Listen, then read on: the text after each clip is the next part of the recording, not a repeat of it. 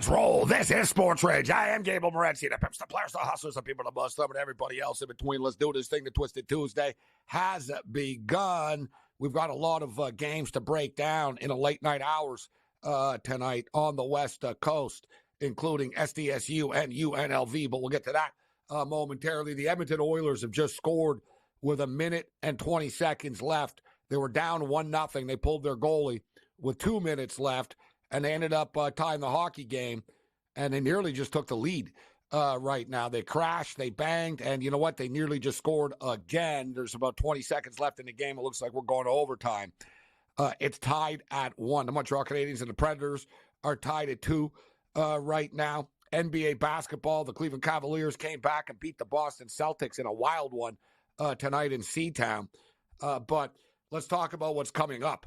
And coming up right now, we have the Phoenix Suns and the Denver Nuggets. Point spread is crazy high right now at 8.5. We'll get you the starting lineups for this basketball game.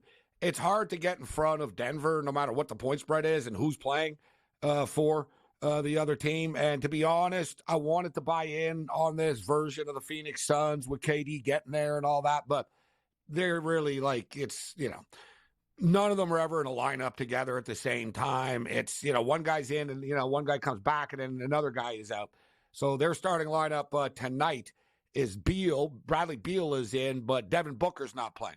So Beal, Allen, O'Neal, Durant, and Nurkic starting lineup tonight for the Phoenix Suns. The Nuggets got Murray, Caldwell Pope, Porter Jr., Gordon, and Jokic. Spread 8.5 right now. That's almost enough to say, you know what, do we roll the dice with the Phoenix Suns if they just don't get murdered in this game tonight? I think they can hang around. Denver, so our projection, the SportsGrid computer projection is 10 points. Denver by 10 tonight, which Denver are kind of good enough to name their score, right? I mean, if Denver want to like pummel you, they can pummel you. They turn it up a notch in the fourth quarter, and that's when they pull away in a lot of their games. Shout out to everybody joining us on Sirius XM Channel 159 on the SportsGrid Radio Networks. Phoenix Suns getting 8.5 points right now against the Denver Nuggets. I didn't really want any piece of Phoenix in this game, but 8.5 is enough to say, you know what, all right, we'll hope for the best. We'll hope for the best in getting the 8.5, even though there is no Devin Booker tonight. The Pacers are up on the Mavericks. And this game, we like this game to go over the number. And, man, it's high scoring right now. The in-game total is 265.5. It's 84-72. And they're only in the third quarter. So we'll get into this as far as some in-game thoughts are concerned. Can they get to 266 points? They're at 156 right now. You still need 111 points to be scored, but there's 8.5 minutes left in the third quarter of play. Let's wait it out a couple of minutes and see if it comes down a little bit, and then maybe we could jump in. Big Man on campus is going to jump in tonight. We'll get into the college basketball with Big Man. I'm looking forward to the SDSU UNLV game. UNLV are playing their best basketball of the season.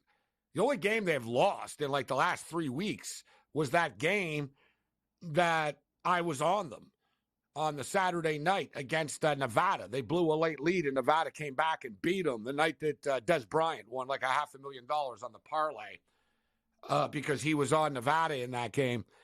Yet, San Diego State have owned these guys. All right, they've beaten them 6 straight times. They've beaten them 9 of the last 10 times. Yes, UNLV are playing better basketball. They're having a decent year. They're 18-10 right now, but San Diego State are just sort of like on another level than UNLV are. So I'm going to go with the Aztecs tonight, but that game tips off at 11 o'clock Eastern. We'll get back to that one. Other action going on in the Mountain West tonight. Nevada and Boise State. These teams are difficult and tricky, right? Like you figure all the time, well, you know, home court's going to be the big difference here. And then suddenly there's upsets on the road in this conference. I think we have a live dog in Nevada tonight, actually. Right? I think Nevada can hang around. They're getting 5.5 points. I think they can keep this game close. I think it will be a close game, similar to SDSU and UNLV are going to be close. The Mountain West, all these games are pretty much close. Even the bad teams keep it close. like Dutcher said, the head coach of San Diego State, they didn't blow. They were up on San Jose State, but then San Jose State kind of made it a close game late in the game. And he said after, he goes, I know a lot of people thought we should have won by more, but I was just happy to win, quite frankly. And he said, this conference this year is a killer. We're just trying to rack up as many wins as we can. And I think they get it done tonight against UNLV. Small lean, small play. Nothing crazy on the Nevada Wolfpack getting the 5.5 points. And as I stated, nothing crazy, but Phoenix getting 8.5 is enough to interest us right now. Kansas and Kansas State. There's $1.25 left in the first half right now. And Kansas are up by 7.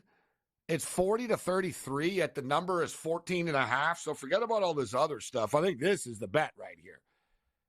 Kansas State are going to hang around in this game. It's a state right. This game is always close, right? It doesn't matter where it is. It's always close. And I thought the number was a little high at 11.5 earlier in the day. So I don't mind. They're down 7. They were just down 11. They've hit a couple of shots right now. So we're going to jump in on K-State right now. K-State plus 14.5 points. Andrew McKinnis will step up and join us. And the Edmonton Oilers have just won in overtime because, of course, they did, because I'm on the Boston Bruins. And anytime a game goes to overtime, we know how that ends. It really is amazing, isn't it? How much I lose in overtime with hockey bets. It's automatic almost. It's just like, boom, automatic. Boston were winning too, man. Boston were, it was scoreless all game pretty much. And then in the third period, Boston took the lead with $1:20 left. Edmonton tied a game, and they just won the game in overtime.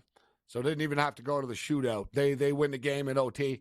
Big time win, man, for Edmonton. And Edmonton are the Stanley Cup favorites. I think that might be a little bit excessive, but it is dangerous, and they are very dangerous right now and moving forward by proving that they're able to win these type of hockey games. Right? They beat the St. Louis Blues the other night in a similar type of game. And yeah, it was the Blues, but it's showing something here that they can win playoff-style hockey games against elite teams like Boston, going on the road. A scoreless game was impressive. Down 1-0, not quitting, getting that tying goal with $1:20 left, and then winning in overtime. Big-time win for the Edmonton Oilers, and it puts a little bit of pressure on the Vancouver Canucks, who take on the LA Kings this evening. And let's get into this. I think this game's going to play like a playoff game. They played last week. It was 4-2 for the LA Kings.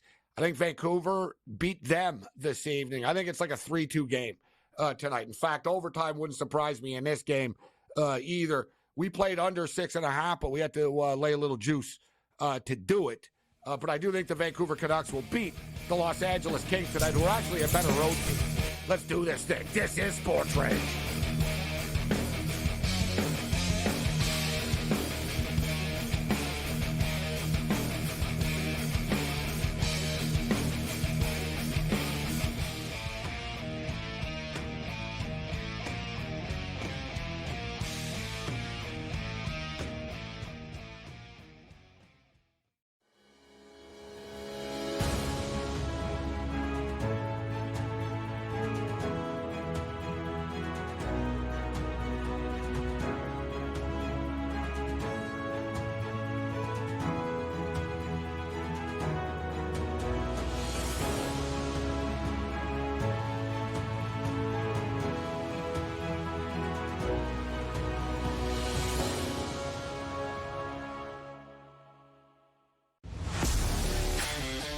Laying points on the road in college basketball is an absolute landmine. I would not do it. I won't do it the rest of the year. I'm done doing that because it just consistently loses. 3 possessions in a 9-point game in which the opposition now is the clock, not the actual team you're facing, right? Right. And these guys are taking up shots. It's just like, that's why it's the NBA. In-game live, prime time, only on SportsGrid. Athletes in Canada, Wayne Gretzky, Connor McDavid, no longer can be part of these sports betting ads. Now, what's interesting is there is technically a carve-out that will still let these athletes and celebrities appear in sportsbook ads but it's only if those ads are slanted toward responsible gaming. So you could still have a Connor McDavid saying, hey, bet responsibly on TV in Ontario. Newswire, only on SportsGrid. 4.22, the fastest man alive. The guy just made himself a whole lot of money, did he not? By now holding the record for the fastest 40-yard dash. But if it's one thing we know is that doesn't translate into quality football players in the NFL. So somebody will bite and overdraft him because he simply ran faster than everyone else. It's just rinse and repeat. The Early Line, only on SportsGrid. Anyone that's been to a sporting event, the atmosphere before a game, I think Game Time Decisions has that same exact atmosphere. This is our arena. This is what we do. There is going to be an energy to Game Time Decisions that you will feel night in and night out. The excitement you get when you lock your bets in, when you're figuring out what you want to do, we can zone in on the biggest games each night. I want this to be the place that people come to before the games start so they feel as ready as possible to lock in their cards. We are going to hit every single one of those markets that you need to know about. We're going to go through every single thing, and I've got a great team behind me that's going to help me get the job done. There is not going to be a better place, I promise you, than Game Time Decisions to get that new information, react to it, and be able to then bet accordingly. We will have everything at our disposal, and we will use that to our advantage. I'm Kevin Walsh. Tune into Game Time Decisions from 6 to 8 p.m. Eastern on SportsGrid.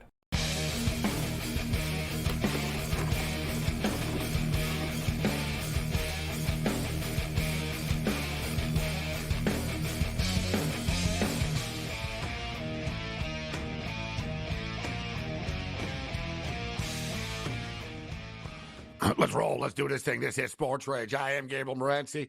Cam Stewart off tonight. So we're kicking it. We're going to have big man on campus stepping up and in. We've got Andrew McKinnis in the house. Rick Saratella joins us. We break down the NFL Combine and more. The big story of the day today, and there's always a ton of stuff going on in the National Football League right now as free agency rapidly approaches, is Saquon Barkley.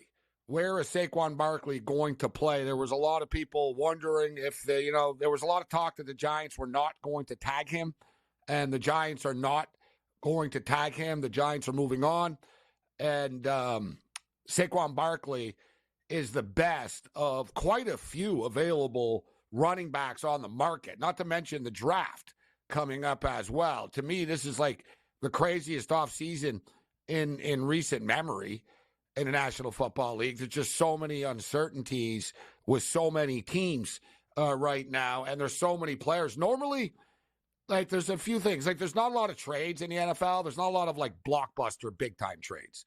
You know, every once in a while there is, but it's not a trade-happy league. They'll trade draft picks and stuff.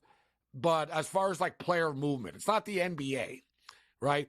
The NFL players sort of want it to be more like the NBA and change teams and not get stuck, for so long in places. But there are a lot of, like, big-time players that are going to be available on the free agent market. And as I stated, not to mention the draft.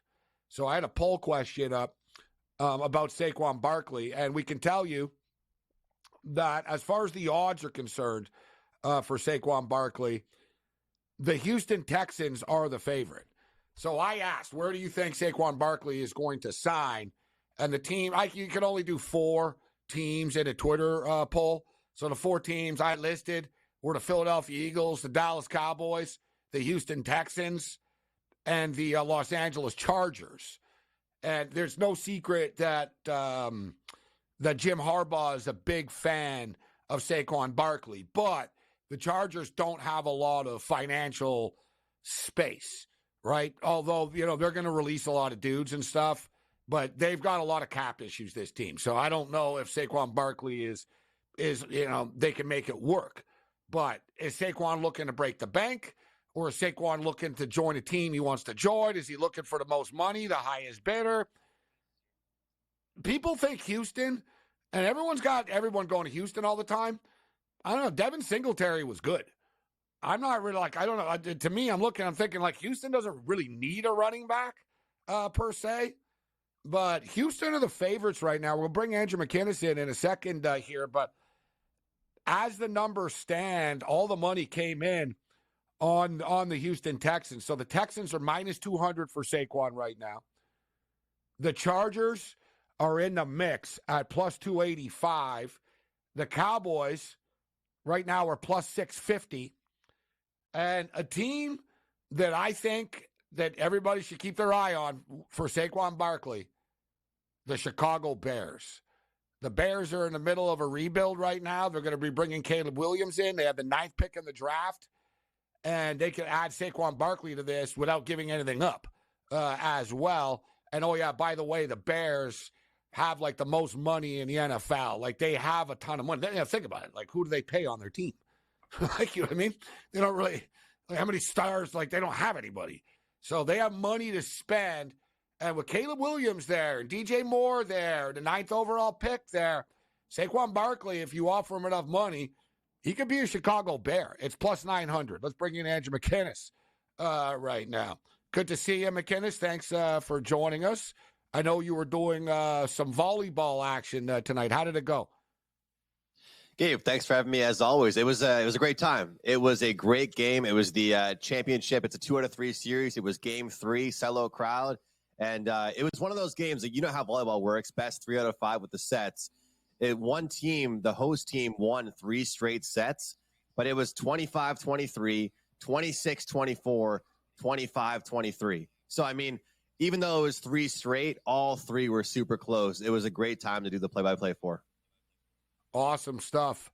Is that it for you? You done now for the play-by-play season? All done with the university stuff. The next time I'll be doing some media stuff will be with the Halifax Wanderers, the Canadian Premier League soccer team. I'll do some interviews and podcasts with them. But that's it for the university stuff, man. It was actually really cool, man. It was like, as you know, the small colleges around here aren't that big, but the fact that they did a 2 out of 3 for the championship series, and all 3 matches, it was sold out, standing room only for some of the kids came out. Oh, look, I saw kids. your video. Yeah. You love it. Love to hear it. Our boy Mo Khan, who was on last night, he's going to be doing the basketball this weekend, actually. And I retweeted the Queens 3-point, the buzzer beater of Queens to advance. No, it's some great stuff, and it doesn't matter. I got to tell you, too, like, I was thinking about that when I saw Choir Riot play. All right, the band Choir Riot. And there was like 650 people at the show.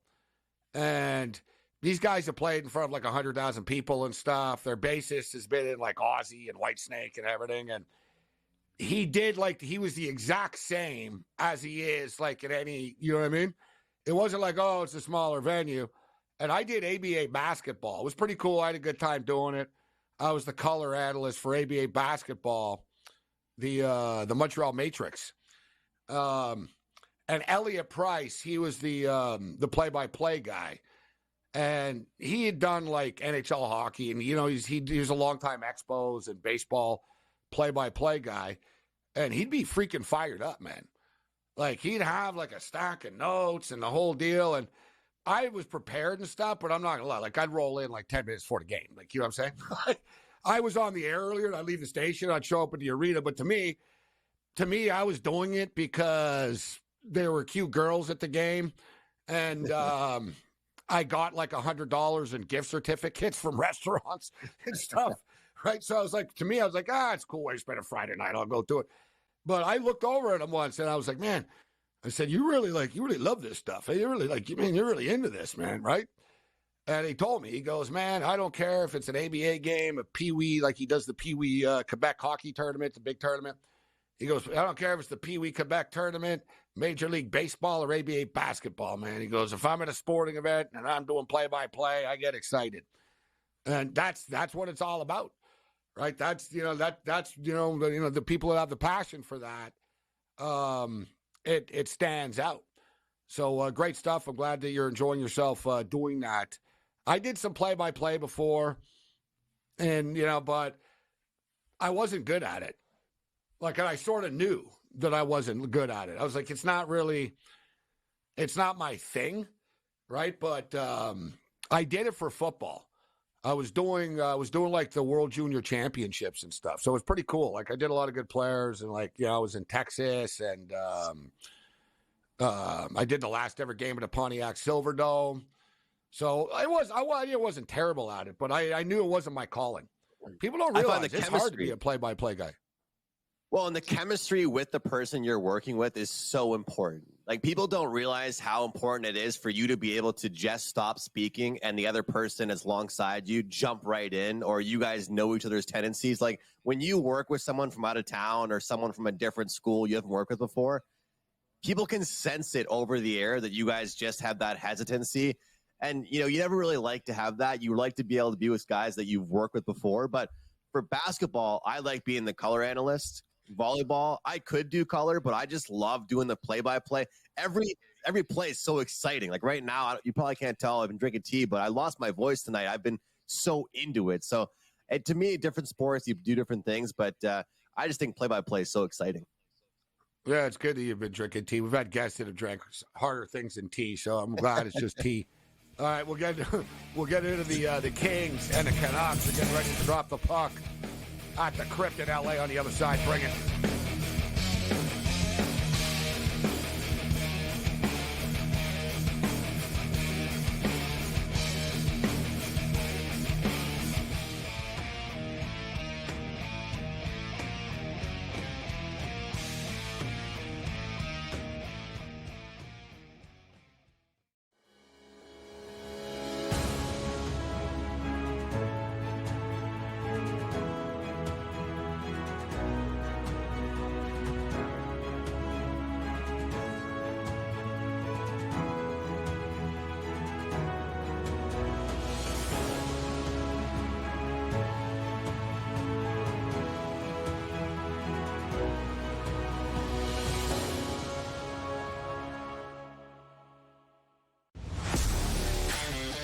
Laying points on the road in college basketball is an absolute landmine. I would not do it. I won't do it the rest of the year. I'm done doing that because it just consistently loses. I mean, 3 possessions in a 9-point game in which the opposition now is the clock, not the actual team you're facing, right? Right. And these guys are taking up shots. I mean, it's just like, that's why it's the NBA. In-game live, prime time, only on SportsGrid. Athletes in Canada, Wayne Gretzky, Connor McDavid, no longer can be part of these sports betting ads. Now, what's interesting is there is technically a carve-out that will still let these athletes and celebrities appear in sportsbook ads, but it's only if those ads are slanted toward responsible gaming. So you could still have a Connor McDavid saying, hey, bet responsibly on TV in Ontario. Newswire, only on SportsGrid. 4.22, the fast man alive. The guy just made himself a whole lot of money, did he not? By now holding the record for the fastest 40-yard dash. But if it's one thing we know is that doesn't translate into quality football players in the NFL. So somebody will bite and overdraft him because he simply ran faster than everyone else. It's just rinse and repeat. The early line, only on SportsGrid. Anyone that's been to a sporting event, the atmosphere before a game, I think Game Time Decisions has that same exact atmosphere. This is our arena. This is what we do. There is going to be an energy to Game Time Decisions that you will feel night in and night out. The excitement you get when you lock your bets in, when you're figuring out what you want to do, we can zone in on the biggest games each night. I want this to be the place that people come to before the games start so they feel as ready as possible to lock in their cards. We are going to hit every single one of those markets that you need to know about. We're going to go through every single thing, and I've got a great team behind me that's going to help me get the job done. There is not going to be a better place, I promise you, than Game Time Decisions to get that new information, react to it, and be able to then bet accordingly. We will have everything at our disposal, and we will use that to our advantage. I'm Kevin Walsh. Tune into Game Time Decisions from 6 to 8 p.m. Eastern on SportsGrid.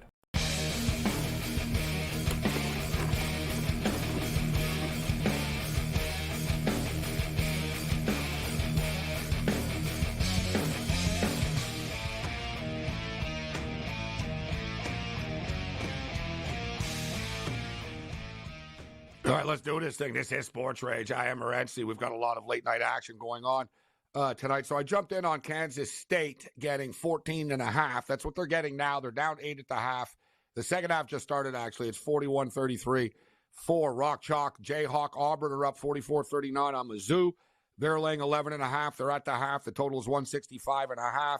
Dayton are up big on St. Louis with 10 minutes left. They're up 20. They're laying 20.5. 166.5 is the total there. Games coming up. I got a small play on Nevada. I just don't trust Boise State laying 5.5 points, but I do like SDSU tonight against UNLV at 11 o'clock Eastern.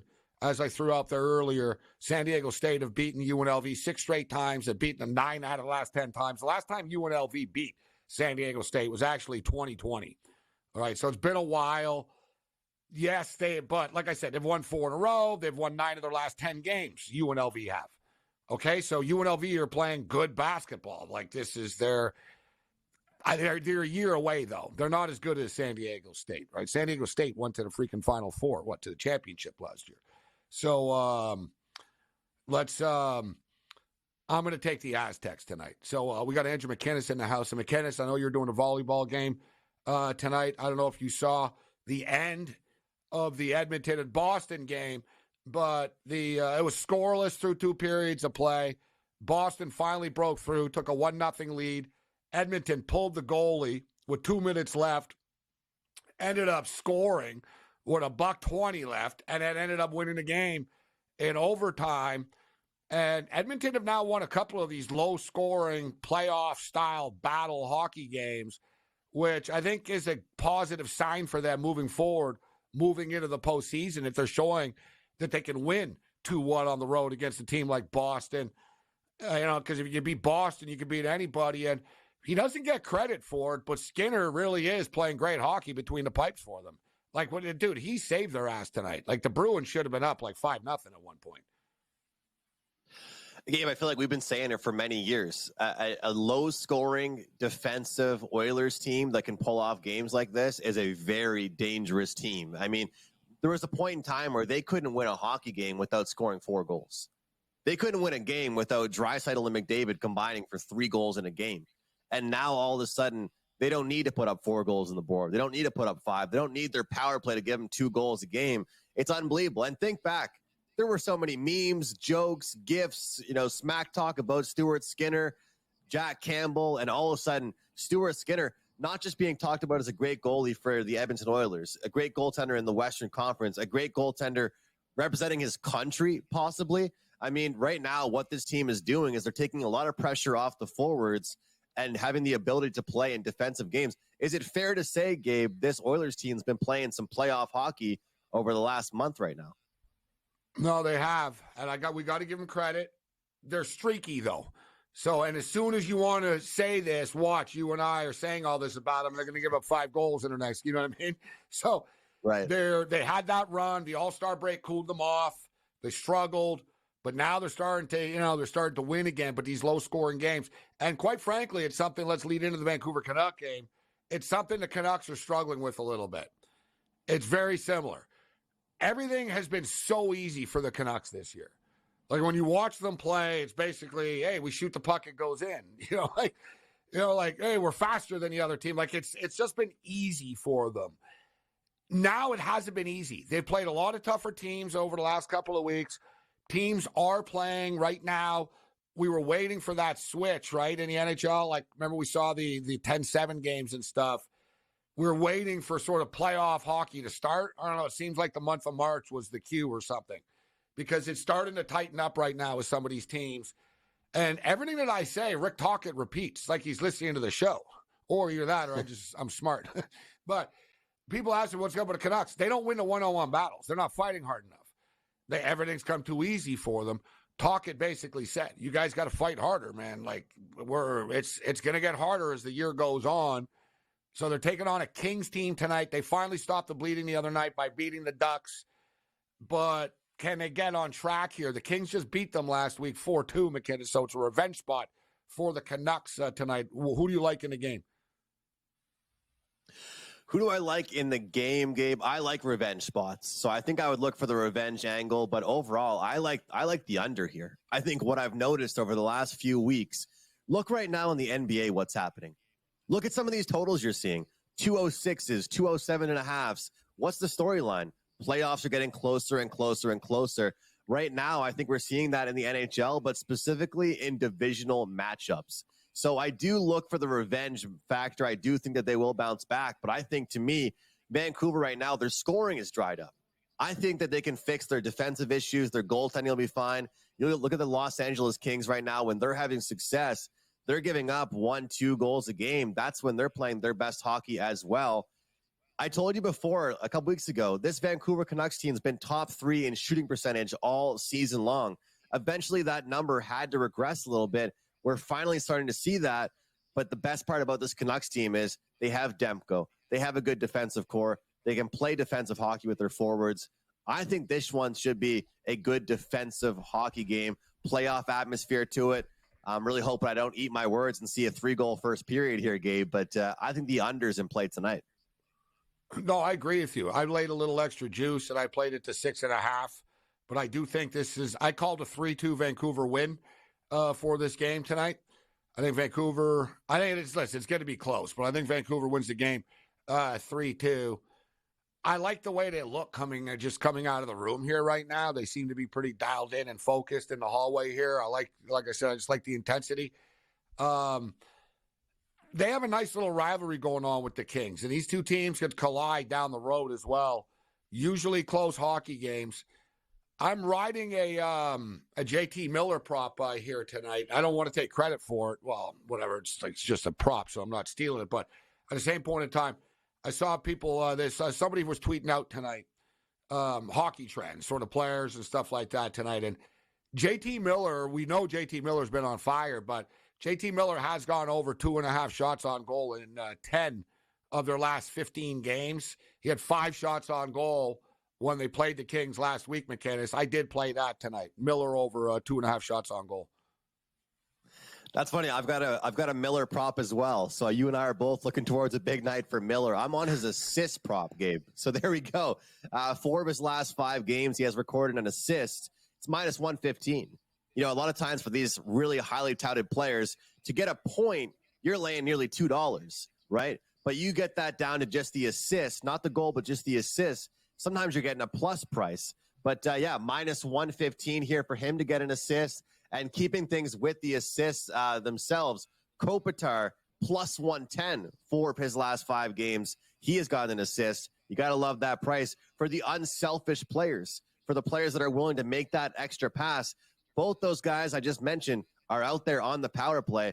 I love it. I mean, a lot of times when you bet a player to score a point, you know, obviously they can score a goal, but you're hoping they're involved in a play, right? Get that secondary assist, the primary assist. I love doing it with defensemen with the assist because the point prop for a guy like, let's say, Devon Tays from the Avalanche is not going to be very good. A bad price, minus 170. All of a sudden, you take him to get an assist, which is how all of his points come anyway. They get down to about plus 100. So I'm going to go with Kopitar and JT Miller to both get assists for tonight. What do you think of the Dallas Stars and the San Jose Shark game? Rare that you see a team as minus 400 favorites on the road. 400 is crazy in the NHL at any time, even if you're at home. But on the road, it has dipped to minus 380 right now as we're getting ready to drop the puck. Did you play this? I stayed away from this game. And for the record, the puck line is 2.5 right now, guys. So it's the Sharks are plus 2.5, minus 140. The Dallas Stars are minus 2.5, plus 110 right now. Up to minus 390. It just hopped up to 390. The total is 6.5. Any opinion on the Sharks and the Star game? Well, I think I have to stop fading the Sharks when I come on SportsRage because whenever I do, they always play well. Somehow have a good game. So I got to stop being by the 2.5 goals right now. I'm like, damn, 2.5 goals. I'm going to keep things going with the unders, Gabe. Look, I mentioned the under in the earlier game because it was a divisional rival.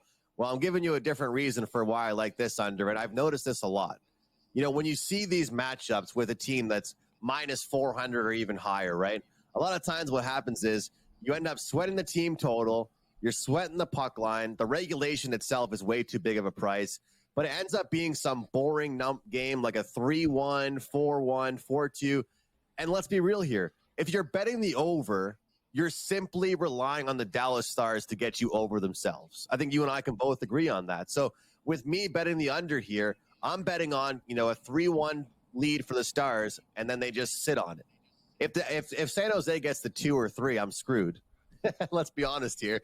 But that's what happened last week, I think. Right? The Sharks kept scoring every 2 minutes when we were on the air. Yeah. It was the Devils, I think, right? I think they were playing the Devils. Yeah, it was the Sharks and Devils. It happens. Okay, so you're saying you're going to ride the under here. It's minus 135 as they're about to drop the puck. Under 6.5 right now. Vancouver and LA, they're going through the anthems right now. Mm-hmm. The Chicago Blackhawks are up on the Coyotes with under 3 minutes left in the second period of play. The Coyotes are plus 150. The Blackhawks are minus 185. And the Canadians and the Predators are tied at 3 right now, McInnes, with $1.50 left in the game. The Canadians scored 2 goals in a matter of 30 seconds, I think, Gabe. David Savard, you have to see the video of the goal he scored. It was the luckiest bounce. Saros goes behind the net to get the puck, and it goes off the sideboards into a wide open trade net. Value. Fade the Habs. I mean, this team right now, oh my God, they're driving me crazy. Nashville, they're plus 100 Nashville right now. I don't know why.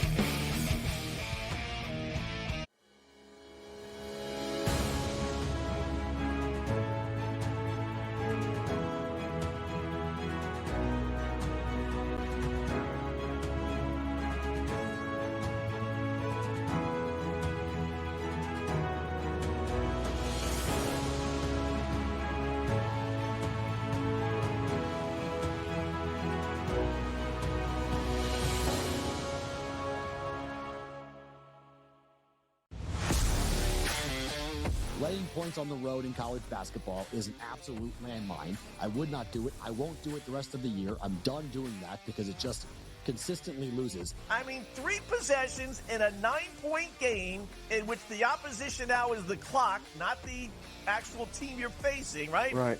And these guys are taking up shots. I mean, it's just like, that's why it's the NBA. In-game live, prime time, only on SportsGrid.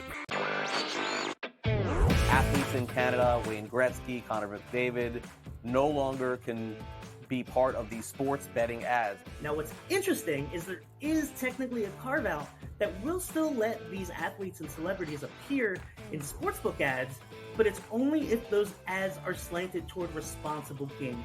So you could still have a Connor McDavid saying, hey, bet responsibly on TV in Ontario. Newswire, only on SportsGrid. 4.22, the fat man alive. The guy just made himself a whole lot of money, did he not? By now holding the record for the fastest 40-yard dash. But if it's one thing we know is that doesn't translate into quality football players in the NFL. So somebody will bite and overdraft him because he simply ran faster than everyone else. It's just rinse and repeat. The early line, only on SportsGrid. Anyone that's been to a sporting event, the atmosphere before a game, I think Game Time Decisions has that same exact atmosphere. This is our arena. This is what we do. There is going to be an energy to Game Time Decisions that you will feel night in and night out. The excitement you get when you lock your bets in, when you're figuring out what you want to do, we can zone in on the biggest games each night. I want this to be the place that people come to before the games start so they feel as ready as possible to lock in their cards. We are going to hit every single one of those markets that you need to know about. We're going to go through every single thing, and I've got a great team behind me that's going to help me get the job done. There is not going to be a better place, I promise you, than Game Time Decisions to get that new information, react to it, and be able to then bet accordingly. We will have everything at our disposal, and we will use that to our advantage. I'm Kevin Walsh. Tune into Game Time Decisions from 6 to 8 p.m. Eastern on SportsGrid.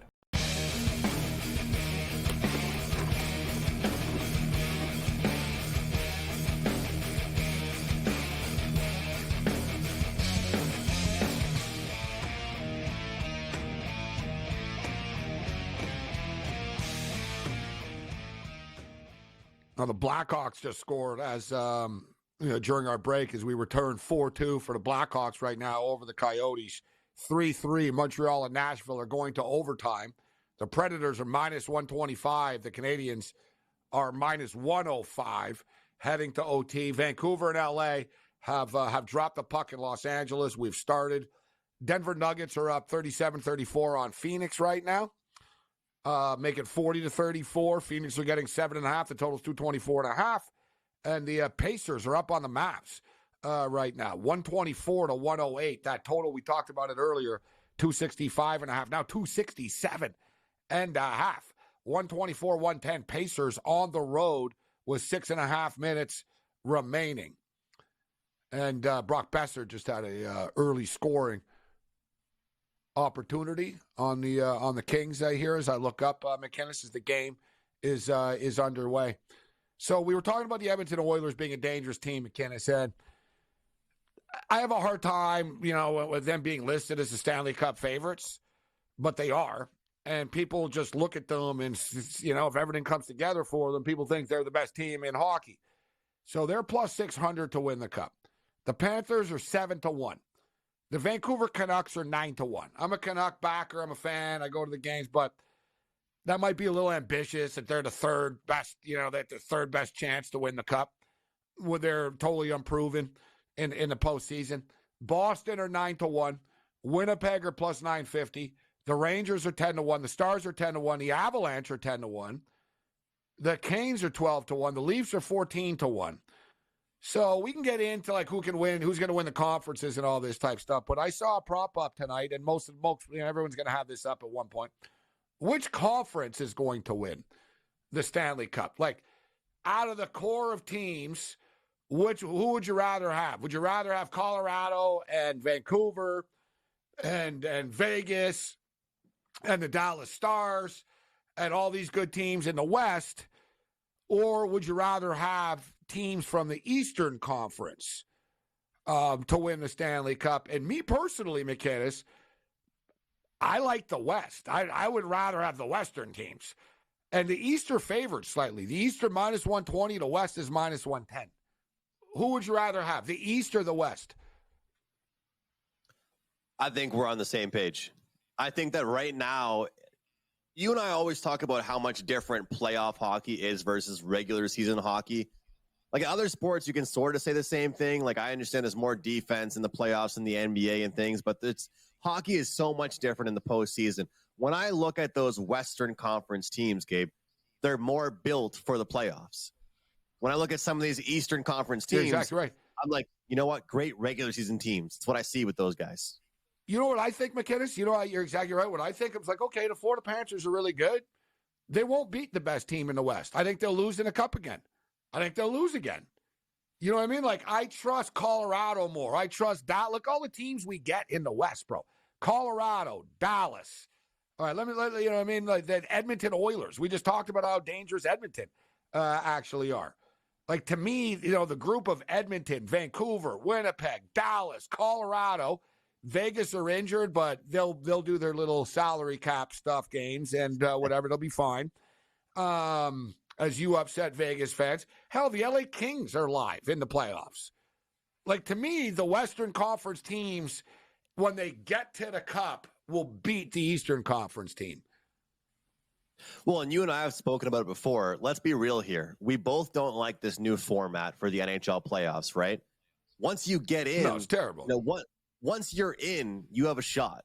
So that's what I was talking about the LA Kings a month or two ago when they were playing so horribly. It's guys, they're still going to make the playoffs. The bad run they were on, they bounced out of it a little bit here. They're playing better hockey now. They're still in. So the funny thing is, futures-wise, if we're talking about punching in some futures and not just, who's going to win value-wise, it's almost like if you're a bettor, do you even care the LA Kings went through that bad slump? Because all it did was give you a better price. Once the playoff series starts, it's irrelevant. In a 7-game series, it won't mean anything.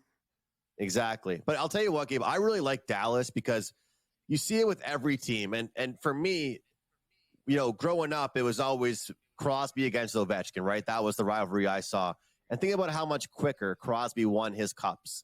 But Ovechkin got there, man. He got there, and he celebrated what it felt like all the way until the game one of the next season. He's still celebrating that cup, right? He's satisfied with that one cup.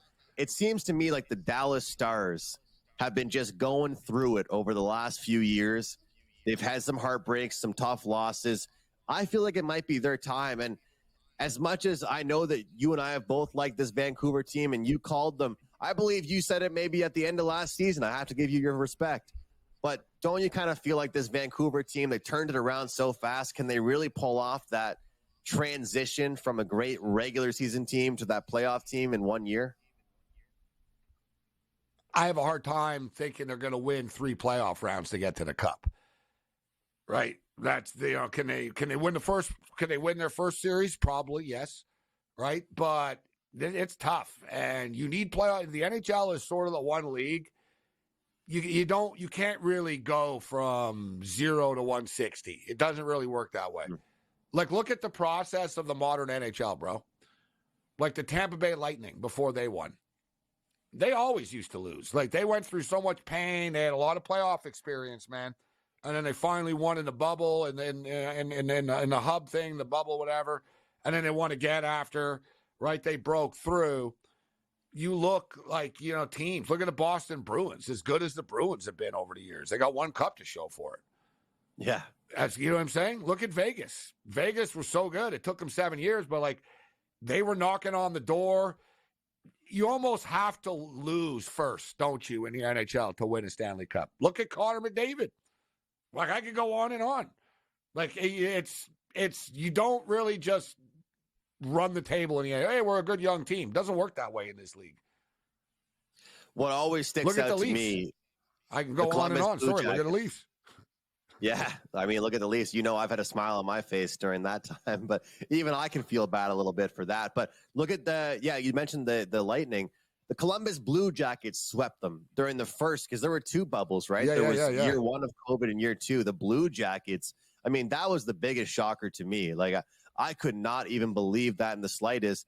But you use that as motivation. People were talking, including myself, about maybe they need to replace John Cooper. I was like, listen, they're not winning. Like, this is just not, it's not working. Like, you know what I mean? Look at the Hurricanes and the Rangers, Gabe.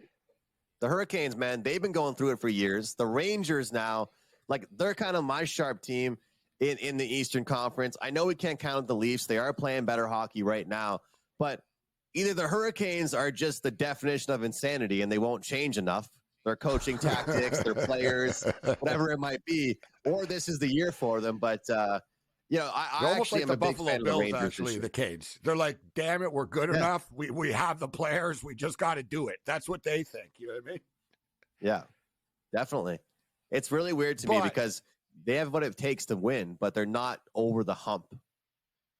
But back to where I started, looking the East versus the West, I just like the teams better. I like my chances better. Now, the thing is, they're going to knock each other off, and you're only going to end up with one of them, obviously, in the championship series in the Stanley Cup Finals.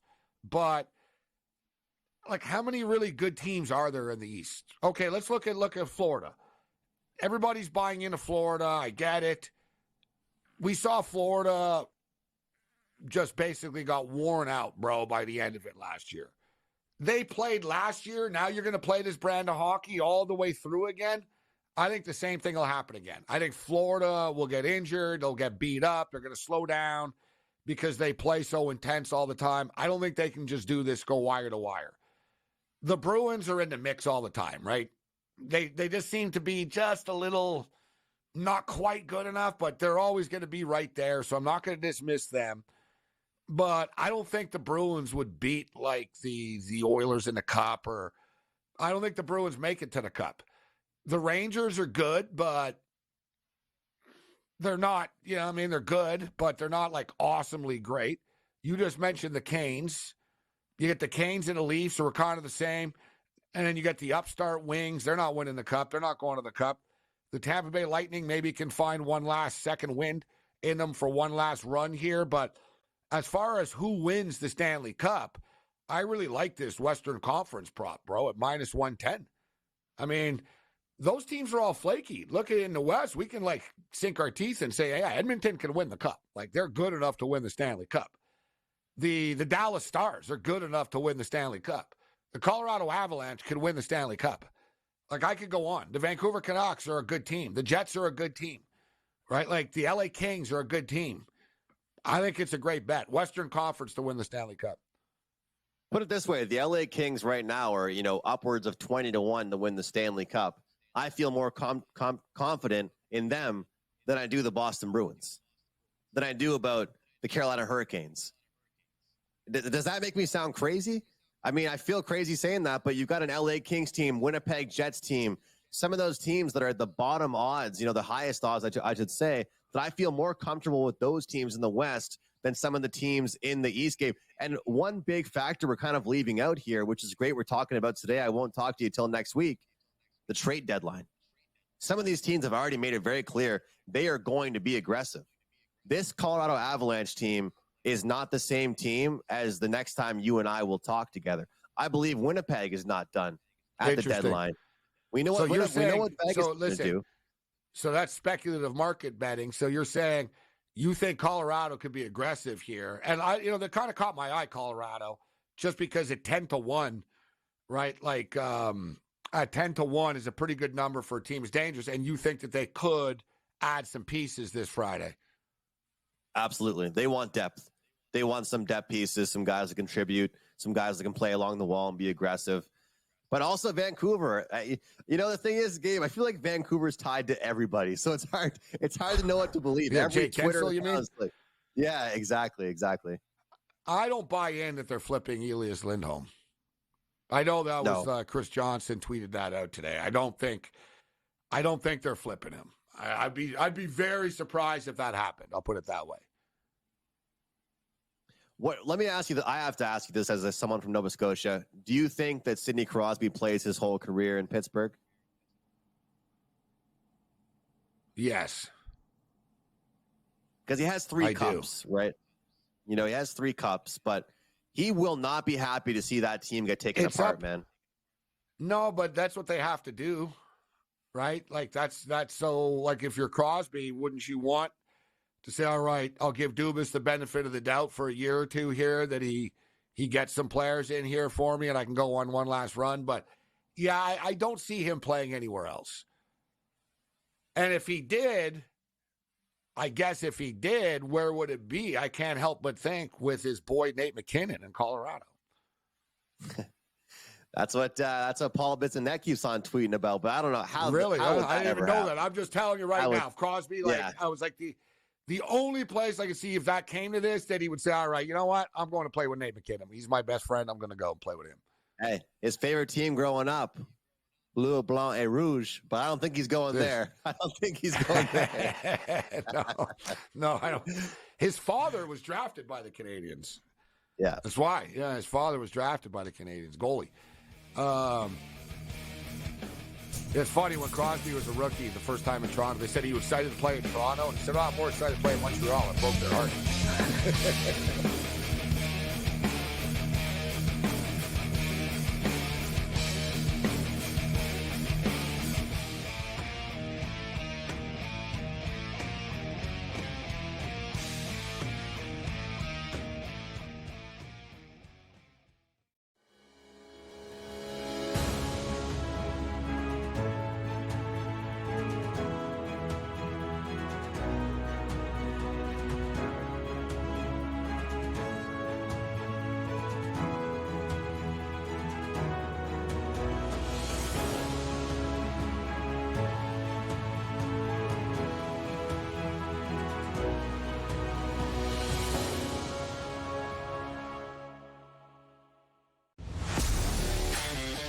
Laying points on the road in college basketball is an absolute landmine. I would not do it. I won't do it the rest of the year. I'm done doing that because it just consistently loses. I mean, 3 possessions in a 9-point game in which the opposition now is the clock, not the actual team you're facing, right? Right.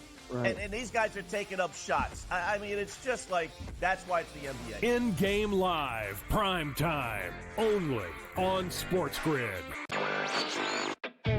Athletes in Canada, Wayne Gretzky, Connor McDavid, no longer can be part of these sports betting ads. Now, what's interesting is there is technically a carve-out that will still let these athletes and celebrities appear in sportsbook ads, but it's only if those ads are slanted toward responsible gaming. So you could still have a Connor McDavid saying, hey, bet responsibly on TV in Ontario. Newswire. Only on SportsGrid. 4.22. The fastest man alive. The guy just made himself a whole lot of money, did he not? By now holding the record for the fastest 40-yard dash. But if it's one thing we know is that doesn't translate into quality football players in the NFL. So somebody will bite and overdraft him because he simply ran faster than everyone else. It's just rinse and repeat. The Early Line. Only on SportsGrid. Anyone that's been to a sporting event, the atmosphere before a game, I think Game Time Decisions has that same exact atmosphere. This is our arena. This is what we do. There is going to be an energy to Game Time Decisions that you will feel night in and night out. The excitement you get when you lock your bets in, when you're figuring out what you want to do, we can zone in on the biggest games each night. I want this to be the place that people come to before the games start so they feel as ready as possible to lock in their cards. We are going to hit every single one of those markets that you need to know about. We're going to go through every single thing, and I've got a great team behind me that's going to help me get the job done. There is not going to be a better place, I promise you, than Game Time Decisions to get that new information, react to it, and be able to then bet accordingly. We will have everything at our disposal, and we will use that to our advantage. I'm Kevin Walsh. Tune into Game Time Decisions from 6 to 8 p.m. Eastern on SportsGrid.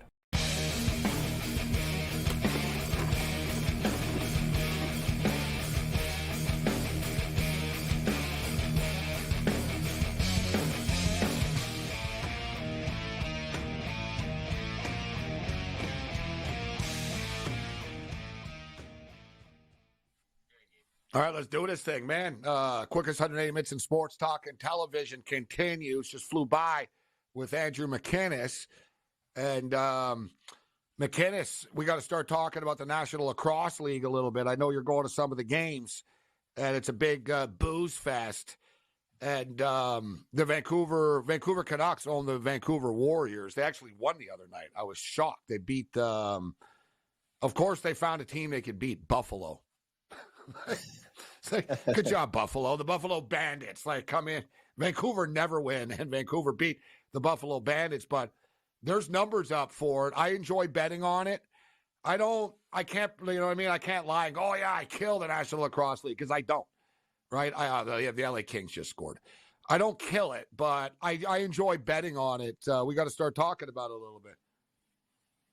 Absolutely, yeah. It's really fun to watch. I feel like you can really get into it easily. They're not playing a ton of games, right? So you can start to track it. But, Gabe, I've been trying to slow down with live betting. I was kind of doing a little self-audit the other day and be like, man, you got to just stop live betting. You're hitting all your pregame bets. But live betting NLL or PLL is really, really good. I mean, there's so many goals. They can score so quick. I was at a game last Friday. The Halifax team was down 6 goals. They only ended up losing by 1. I caught them plus 4.5. It's unbelievable the way lacrosse works. It's not hard to go down and score a goal, especially when the other team starts to stay back and play defensive. So I really enjoy it. And as much as the sides are fun, totals can be just as fun in that sport. So it's a good time. I like it. Yeah, most of the totals are checking in at about 23.5 type of deal. That's sort of the average total for one of the National Lacrosse League games. The Vancouver game went over the other night. There were 1 million goals scored. But yeah, it's an entertaining product. And it's even cooler if you're there with the music cranking and everybody drinking and stuff. Big party. So 1-0 for the LA Kings right now. Great stuff, McInnes. Thanks for joining us. Get some rest. Drink some more tea. Gabe, thanks so much, man. Or Take care. something stronger if you want. Maybe.